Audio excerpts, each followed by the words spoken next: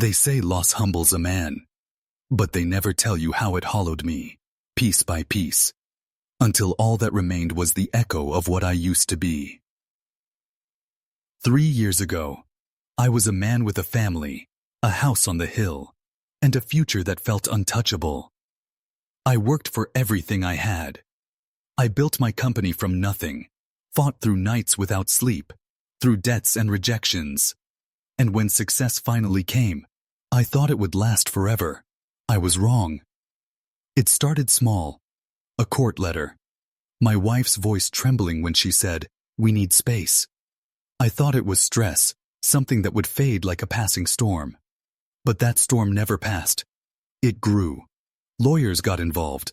Words like custody and division of assets became daily language in my home. They said I was unstable. That grief had changed me. That I wasn't the same man. They were right, but not in the way they meant. Because the day I lost everything, my kids, my house, my reputation, that was the day I was reborn into something darker. I remember standing outside that courtroom, rain dripping from the edge of my suit, my lawyer's voice echoing behind me. "It's over, Daniel." But it wasn't. It never is when injustice feeds on your name. My wife walked past me, holding my children's hands, our children, and she didn't look back, not once. That's when I realized, love doesn't just die, it gets buried alive. After that, I lived like a ghost. My house, the one worth $4.2 million, was sold off piece by piece, like a body dissected for parts. They said it was fair division. But fairness is just the mask cruelty wears in public. I stayed in a small apartment after that, a one-bedroom shadow of my old life. Every night, I'd stare at the ceiling and think about how everything I built had been turned against me, how every handshake I trusted had hidden a knife. And then, she died. My mother, the one person who never doubted me, even when I doubted myself. Heart failure, they said. But when I got the call, something inside me didn't just break. It shifted. Because her death felt off. Like there was something unfinished waiting in her silence. The day after the funeral, I went to her house. The only place that still smelled like home. Dust, old photographs, and the faint scent of lavender. I walked through each room, touching walls that had held my childhood. But the house felt heavier somehow, like it was keeping a secret. Then I found it. The basement door was sealed shut, locked from the outside. My mother never locked that door, not once. I hesitated for a moment, staring at the old metal handle, feeling the cold bite of curiosity. When I forced it open, the air that rushed out was thick, stale, and strange, like time had been trapped inside. The basement was dark, untouched for years, but my mother's handwriting was everywhere. On boxes, on notes pinned to the walls, her neat, slanted script, and on the old table in the corner, something waited under a sheet. When I pulled the cloth away, I didn't find old memories or forgotten junk. I found evidence, files, photos, and documents with names I recognized. My wife's name, her lawyers, even the judge who ruled against me. At first, I didn't understand, but the deeper I read, the clearer it became. My mother had been investigating them. She had known something. Bank statements, property transfers, secret meetings. It wasn't just a divorce. It was a setup. Every victory they had taken from me had been carefully orchestrated. They wanted me destroyed, ruined beyond recovery. And my mother, somehow, had uncovered the truth. There was a journal, too, bound in cracked leather. The last thing she ever wrote in. On the final page, her handwriting trembled, but her words cut through me like a blade. "If you're reading this, Danny, they didn't just take your life, they took mine too." I don't remember how long I stood there, reading that line over and over. Hours, maybe.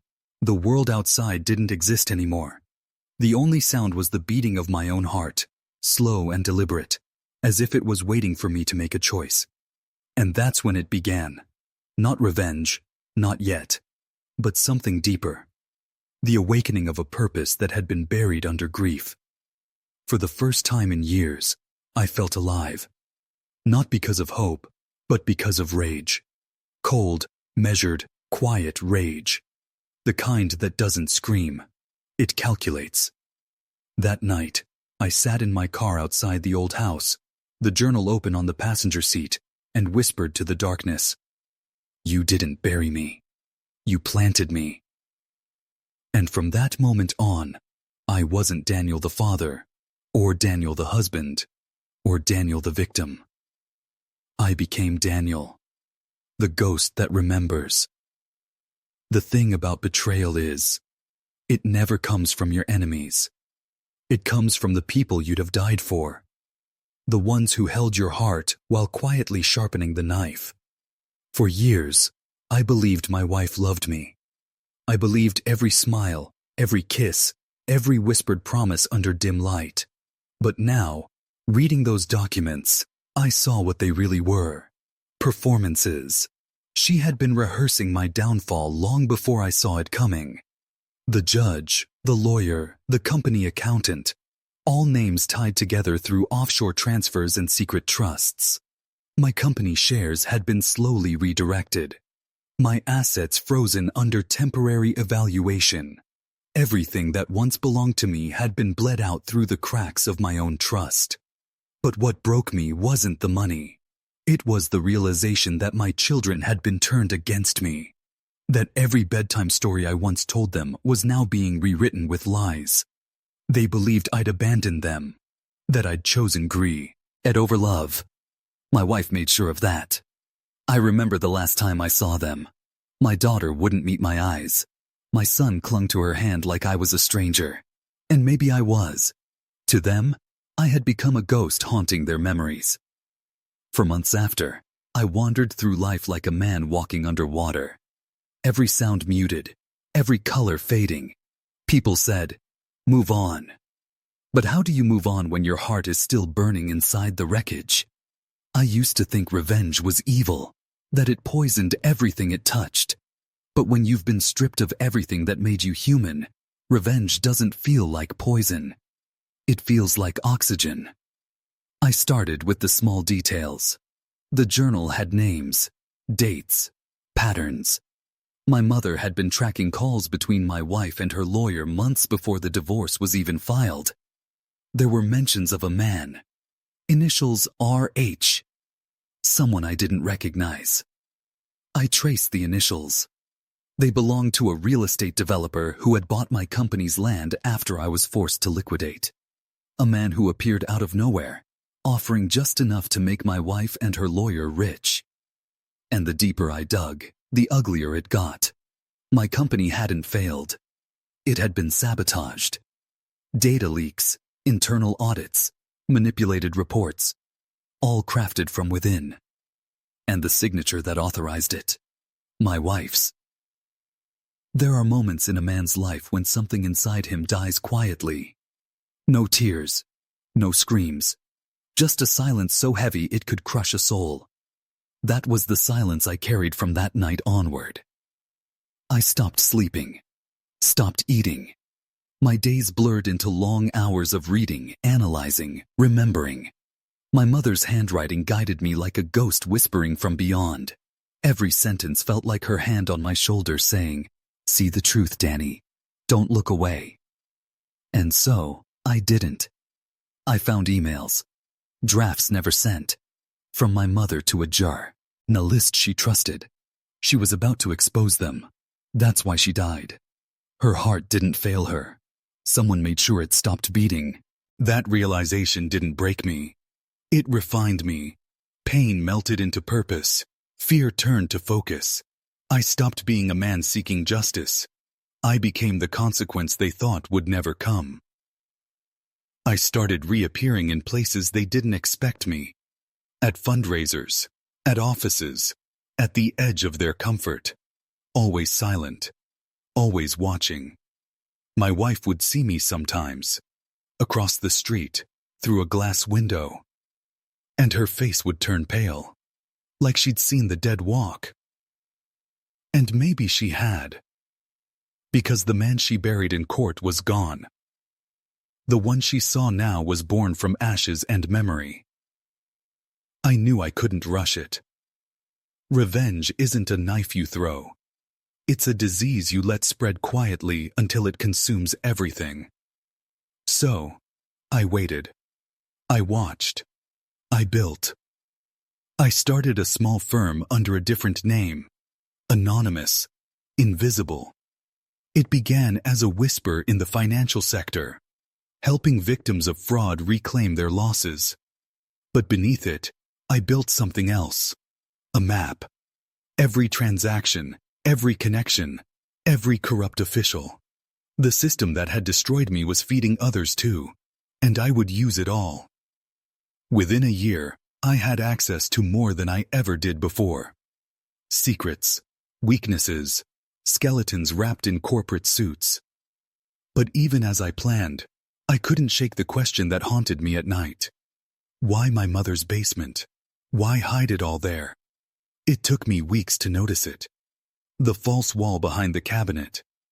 Inside, I found a small metal box wrapped in cloth. Inside the box, a recording tape. It was her voice. Weak, trembling, but still her. Danny, if you ever find this, know that they're watching. I've kept everything here because no one will look where they feel guilt. Don't go to the police. Don't trust them. Finish what I started. Her voice faded, but her last words etched themselves into my veins. They took your life to hide what they did to mine. After that, there was no going back. I sat for hours that night, staring at the old house plans she'd kept, notes scribbled in the margins, dates, coordinates, all leading to one place, a property near the lake, purchased under that same developer's name. RH, I went there 2 nights later. Parked on the hill, watching the mansion glow in the dark like a monument to greed. My wife was there. So was the judge. So was RH. It wasn't a secret meeting. It was a celebration. My ruin had become their empire. And as I sat there, watching them laugh under golden light, I realized something terrible. They hadn't just taken my life. They'd built their future on its bones. That night, something inside me stopped pretending to be human. The betrayal was complete. The man I had been, Daniel Hayes, father, husband, dreamer, ceased to exist. In his place stood something colder, quieter, patient. A man who no longer sought justice, but balance. And balance always comes due. Revenge doesn't begin with violence. It begins with understanding, the kind that burns slow, like coals under the skin. After that night at the lake house, I stopped being haunted by what I'd lost. Instead, I started studying it, dissecting it, until every lie, every betrayal, every false smile made sense. They thought I'd vanished. They thought I'd drowned in my own failure. But ghosts don't drown. They wait. I moved through the world like a shadow no one noticed. Every person who'd stood against me, I learned everything about them. Their weaknesses, their fears, their sins they kept buried under polished lives. The judge who had ruled against me, he had a son in rehab, paid for with money siphoned through falsified invoices. The lawyer who smiled while stealing my children's future, he'd been laundering money through offshore charities. And my wife, she wasn't just complicit, she was the architect. Every step, every document, every tear she shed in court was rehearsed. The more I uncovered, the less I recognized the woman I once loved. Or maybe, she had always been this way, and love had blinded me to it. Love. The word began to taste like rust. I remember looking in the mirror one morning. My reflection didn't feel like mine anymore. The man staring back wasn't soft. He wasn't grieving. His eyes were colder, focused, calculating. I realized I no longer feared becoming a monster. I already was one. But I was a monster with purpose. The plan began to form like frost across glass. Slow, silent, deliberate. Every piece of their empire was built on secrets. And secrets are fragile. They only stay hidden until someone whispers them aloud. I didn't need to kill them. Not yet. All I had to do was let the truth breathe. So I started small. Anonymous leaks, quiet rumors, articles appearing in small publications about judicial misconduct, real estate corruption, financial fraud. Nothing direct. Just enough to create whispers. Whispers spread faster than bullets. Soon, their perfect world began to fracture. The judge was placed under internal review. The lawyer's firm faced audit complications. The developer's projects were temporarily suspended. They didn't know it was me, not yet, and my wife, the centerpiece of it all, started to unravel. I'd see her sometimes on TV, giving interviews about resilience and women in leadership. She wore pearls and spoke like a saint, but behind those eyes, I saw the cracks forming. I could have exposed her, destroyed her in a day, but that would have been mercy, and mercy had no place in my story. Because revenge isn't just about punishment. It's about transformation, taking pain and sculpting it into purpose. I wasn't Daniel Hayes anymore. I was the sum of everything they'd done. My new firm grew fast. Investors came quietly, drawn by whispers of my uncanny ability to predict market collapses. They didn't know I wasn't predicting. I was orchestrating. Every fall I caused was another thread pulled from their world. And yet, amidst the chaos I created, there were nights when the silence would find me. Nights when I'd sit in the dark and hear my mother's voice. Not the recorded one, but her real one, from years ago. The one that used to say, "You have a good heart, Danny. Don't let the world take it." And I'd wonder if she'd still say that now. But the truth was, the world hadn't taken my heart. I had given it away, piece by piece, until there was nothing left to steal. I became obsessed with the smallest details. How lies spread, how reputations crumble. I learned to weaponize truth the way others wielded lies. Each night, I'd plan their downfall like a composer writing a symphony. Every note, every pause, every silence intentional. The first collapse came quietly. The developer, RH, was indicted for tax fraud. Anonymous documents had surfaced. Documents only I could have known existed. But I didn't celebrate. There was no joy in it, only precision. The second came weeks later. The lawyer's partner was arrested for embezzlement, and though he claimed innocence, evidence placed him at the sentencing tier of the laundering chain. That evidence came from my mother's files. Her handwriting guided me still. Even in death, she was my accomplice. And the judge? He fell the hardest. The very system he served turned against him. Disbarred, disgraced. A name that once commanded silence now whispered only shame. 3 of the 4 pillars had fallen. Only one remained.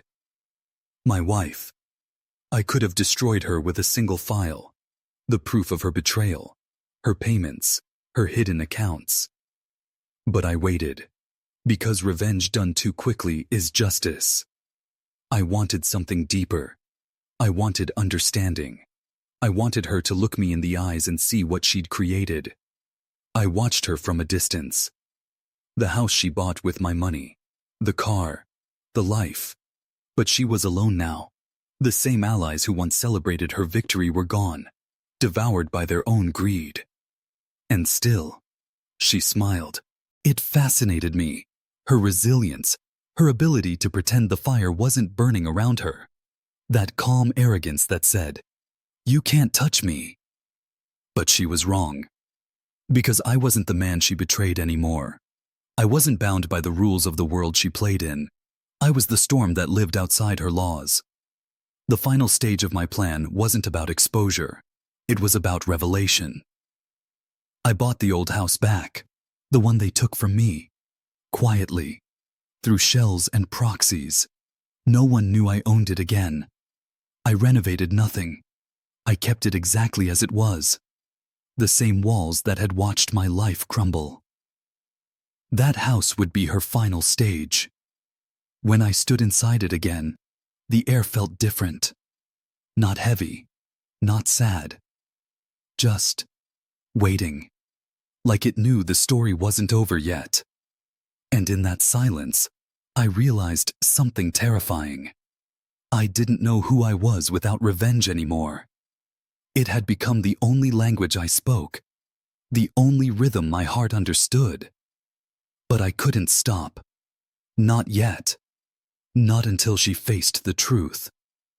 Because sometimes vengeance isn't about hurting them. It's about showing them what they've created, the ruin shaped in their own image. And she was going to see it. Every lie, every consequence, every ghost she tried to bury. I wasn't coming for her wealth or her reputation or her comfort. I was coming for her peace. And when I took that, I knew she'd finally understand what she'd done to me. Not through hate, through reflection. Because revenge is never about destroying them. It's about making them watch you rise from the grave they dug for you and realize they're still buried in it. They taught me that revenge is a single blow, a strike that breaks the body and the spirit. They were wrong. Revenge, in truth, is a slow letting go of mercy, a patient pulling of threads until the whole tapestry collapses under its own weight. I began with whispers that grew into roars. Old friends turned into headlines. Business partners woke up to bank freezes and subpoenas. Charitable foundations revealed as fronts. Gala speeches laid bare as lies. Each revelation was precise, surgical. Each one left them reaching for stability that no longer existed. The judge who had pointed his gavel at me found his phone flooded with messages from people whose lives he had ruined. The lawyer who smiled at my court papers had his firm emptied of clients by the same people he used to represent. The developer, RH, watched his projects collapse as contractors withdrew. Investors panicked. Lenders called in debts they always meant to call in. They looked at me then and finally saw the outline of a man they had thought defeated. Faces that had once worn smugness constricted into something else. Fear. Then regret. Then a hollow understanding that their security was only as real as their conscience allowed. I could have crushed them. I could have ended lives the way they ended mine. But my mother had taught me that vengeance without consequence becomes the thing it hates. So I chose to take something subtler and more permanent. I took away their sleep, their certainty, the private lie they balanced on. I made them inseparable from their guilt. My wife was last. Everything else had unraveled into public spectacle. She stood alone on the platform success had built for her, watched by cameras and emblazoned in print. She had been clever, cruel, elegant. But cleverness cannot outpace a life stripped bare by truth. When the evidence unfolded, the ledgers, the wire transfers tranks, and through shell companies, the sworn affidavits that placed payments in her handwriting, there was no dramatic confession. There was only the steady collapse of a carefully managed image. Her allies abandoned her slowly, the way people leave rooms that begin to smell bad. Even her newest acquaintances, those who had never known us, who only knew her as a brand, turned away when the brand revealed rot. And then she came to the house. She claimed she wanted closure. She called it returning what was left. She said she needed to understand why everything burned. I let her come. She walked through rooms she had once decorated with my money. She ran her hand along surfaces I had repaired, as if she could smooth away the past with touch. For a long while, she said nothing. Her voice had the brittle quality of someone who had lived a life of rehearsed emotions. Her eyes searched my face for anger, for threat, for the man the world told her I was. I told her the truth slowly, like a teacher revealing the final answer to a test she thought she had already passed. I told her about the papers in my mother's basement, about the recordings, the mail, the receipts. I told her how each little lie had been a cornerstone in the house they built on top of me. I told her about the nights I had sat and planned, about the firm I'd created in the shadows, about each small collapse that led to this moment. She listened. Her hands trembled.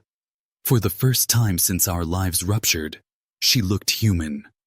Not the woman on television, not the architect of ruin, but the person who had learned to act because acting kept her safe. When I finished, she spoke like someone reciting a confession she had practiced for nights alone. She did not deny the transfers, the contacts, the meetings. She did not deny the deals that had cut me out. She did not deny the way she had smiled at our children in court and taught them to forget me as if forgetting were a kindness. Instead, she said something that came like a cold wind. She said she had been afraid.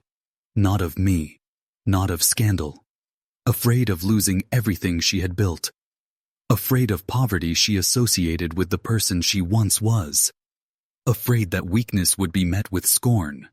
Afraid that if she acknowledged her own ambition, she would see how ugly ambition could make a person.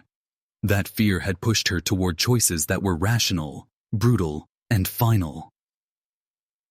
I listened to her explain her fear as if explanation could become absolution.